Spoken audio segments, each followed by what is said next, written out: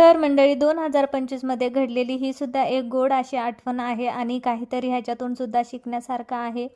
तर ना त्या दिवशी संपलेला होता गॅस आणि गॅस 2-2 सिलेंडर असताना मिस्टरांच्या सुद्धा आठवणीत नाही आणि माझ्या सुद्धा आठवणीत नाही की तो गॅस बुक करावा म्हणून ही एक गोड आठवण आमच्यासोबत तयार झाली. बाय द वे मिस्टरांना घेऊन मी हा व्हिडिओ केलेला आहे आणि त्यांनी मला कामामध्ये हेल्प केली म्हणूनच एवढं काम पटापट झालं. चुलीवर स्वयंपाक करत असताना सुद्धा. तर इथे छान अशा मी चपात्या लाटल्या आणि मस्त असं म्हणजे चुलीवरच्या चपात्या खमंग आणि छान लागतात. तर कोणाकोणाला खायला आवडतात ते सुद्धा नक्कीच कमेंटमध्ये सांगा. तर इथे छान अशी तुमच्याशी गप्पा मारत मारत माझा स्वयंपाक चाललेला होता व काही गावाकडचे किस्से सुद्धा होते ह्याच्यामध्ये. मी खूप काही गोष्टी बोललेल्या आहेत. तुम्हाला ऐकायचं असेल तर नक्कीच कमेंट करून सांगा की तुम्हाला मोठा ब्लॉग बघायला आवडेल का.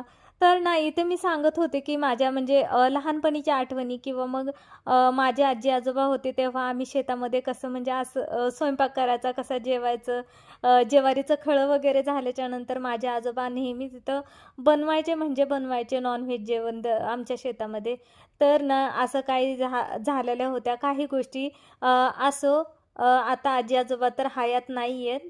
पण त्यांच्या काही गोड आठवणी आणि त्यांचे काही चांगले विचार जे आहेत ना ते मात्र आमच्यासोबत नेहमीच आणि कायमचे राहतील. म्हणजे आमच्या शेवटच्या श्वासापर्यंत जरी म्हटलं तरी हरकत नाही. तर इथे आपल्या फायनली पोळ्या वगैरे होत आलेल्या आहेत, चपात्या वगैरे. तर न मी बनवलेला स्वयंपाक माझ्या आजोबांना खरंच खूप आवडायचा आणि आजोबांना मी कुठलीही गोष्ट केली ना तर मी त्यांना बिलकुलच सोडून खायचे नाही. तर असा काय होता माझा म्हणजे 2025च्या आठवणीतला व्लॉग आहे हा. तर आणि माझ्या आजी आजोबांना खरंच आज मी खरंच खूप मिस करत होते आजच्या दिवशी, ज्या दिवशी मी हा व्लॉग शूट केला त्या दिवशी. तर तुम्हाला जर का हे बघायचं असेल किंवा अजून काही म्हणजे तुम्हाला वेगळे माझ्या ब्लॉगबद्दल काही अजून वेगळे सजेशन द्यायचे असतील तरीसुद्धा तुम्ही मला सांगा.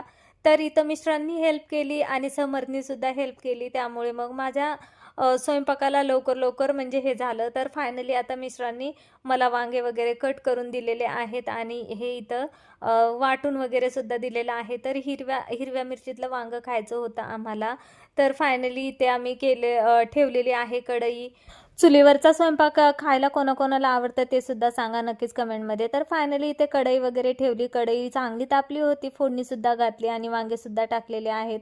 तर इथे बघा माझ्या चपात्यासुद्धा खूप खमंग झालेल्या होत्या. मला तर असं वाटत होतं की मी भाजल्या भाजल्या चपाती खाऊ का काय. तर थोडीशी कढई काळी झालेली आहे, घासायला मेहनत तर लागणारच आहे. पण तरीसुद्धा असो आजचा म्हणजे गॅस संपल्याच्या निमित्तानं का होईना पण चुलीवरचं जेवण जेवायला भेटलं. जर का गॅस संपला